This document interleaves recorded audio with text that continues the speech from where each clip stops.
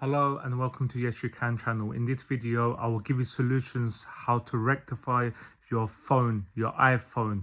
Yes, if it's charging slowly, stay tuned and I will show you what to do. First and foremost, restart your iPhone. Yes, so just power it off, restart it, try plugging in the cable and see if it's charging. If not, then you may well have a defective cable. Yes, try changing your iPhone cable. That may work. If not, then it could be your adapter.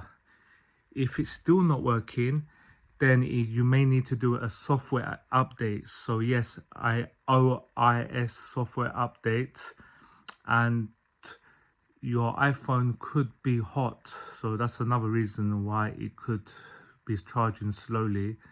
Try cooling it down. Another issue could be your charging port is clogged up, so you need to clear it out underneath with something like such as a stick, like a toothpick.